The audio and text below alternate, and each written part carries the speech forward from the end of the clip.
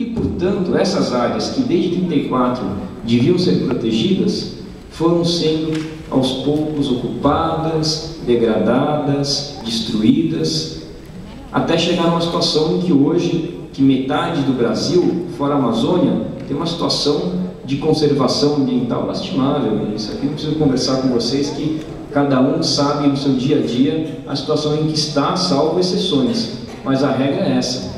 Então, a gente sabe que hoje tem lugares em que 50 anos atrás nunca tinha ouvido falar de seca, de estiagem, com falta de água, que você tinha água o ano inteiro. E não são poucos lugares hoje onde na época de estiagem acaba a água. Tem que ir com caminhão-pipa para poder abastecer as pessoas, que se diga a produção. Não são poucos lugares hoje onde o sujeito quer plantar lá um maracujá e não tem mais como fazer, se não contratar gente para fazer polinização na mão, porque a mamangava foi embora, a floresta foi embora, não tem mais onde se reproduzir aquilo. Não são poucas as áreas onde hoje o agricultor tem que investir pesado para corrigir o solo, tem que investir pesado em adubo, porque a erosão carregou toda a camada superficial que tinha, protegendo aquele solo e que dava a condição de plantar. Então, isso é uma coisa que a gente vê com os olhos vistos, né? Mas não é o que o Ministério da Agricultura vem falando. Então, acho que há cerca de 20 anos, talvez, com a Constituição de 88, os órgãos públicos começaram a cobrar timidamente, mas progressivamente, a aplicação dessa lei que já tinha mais de 90 anos. E quando o poder público começou a cobrar a aplicação do Código Florestal, o setor do agronegócio se levantou e falou: não, peraí, mas isso não dá para ser. Se aplicar o Código Florestal, vamos parar com a produção desse país. Não dá para cumprir o Código Florestal, isso ali é um absurdo. O que o agronegócio está dizendo com isso? Ele está dizendo claramente o seguinte: olha, nas áreas onde a gente já ocupou, a gente não quer cumprir a lei. Já descumprimos a lei e não vamos cumprir naqueles lugares. E na nova fronteira agrícola, que é a Amazônia, a gente quer seguir o mesmo modelo. A gente não quer cumprir a lei daqui para frente, nem daqui para trás, nem daqui para frente. Essa lei, para a gente, não existe. E é isso que o setor do agronegócio vem falando, pelo menos desde o final da década de 90, quando teve um grande embate que resultou numa das modificações recentes do Código Florestal que o Frei Sérgio colocou, e que naquela época já se dizia claramente isso: olha, a conservação ambiental é inimiga da produção agrícola, o que é uma falácia. Então, acho que o Frei Sérgio aqui colocou muito bem. E o agronegócio vem, nos últimos anos, vestindo o chapéu da agricultura familiar. Isso que eu acho interessante. Ele vem vestindo esse chapéu falando: olha, quem sofre mais não é o grande produtor pode sim produzir conservando sem nenhum problema, mas o agricultor familiar é ele que sofre, porque ele é criminalizado, porque ele tem que manter a APP, porque ele tem que manter a reserva legal, o sujeito não tem onde produzir, ele vai para a falência, ele vai passar fome e não vai conseguir sobreviver. Só que eles não esquecem de dizer, como o Frei Sérgio muito bem colocou aqui, que o Código Florestal não diz nada disso.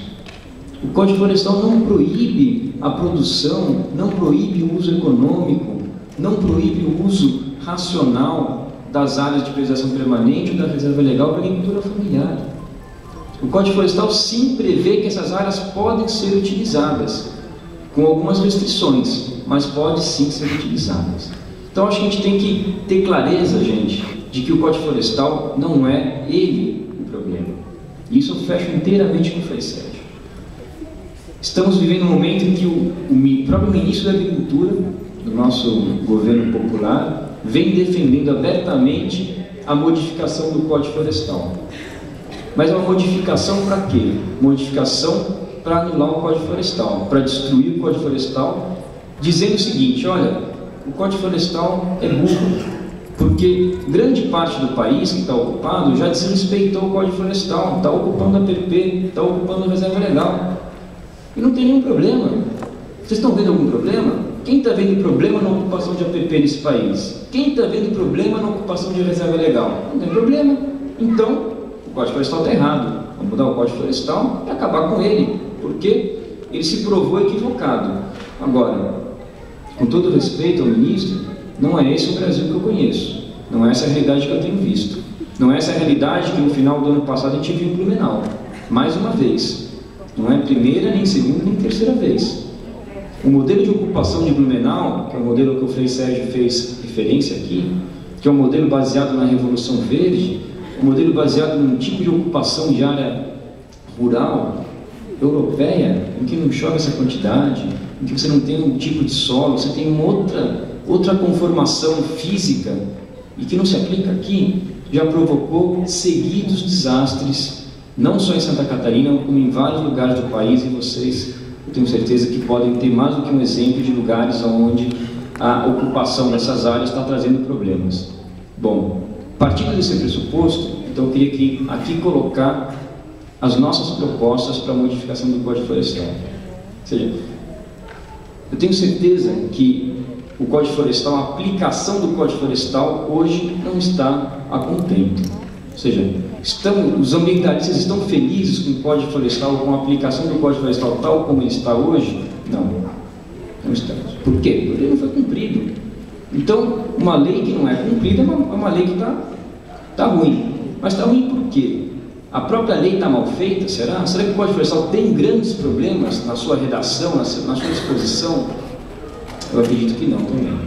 Pode até ser que ele tenha algumas imperfeições, pode até ser que o Código Florestal, enquanto lei, possa ser ligeiramente aperfeiçoado em alguns pontos que eu acho que não são centrais. Pode até ser. Mas eu tenho certeza que não é esse o problema.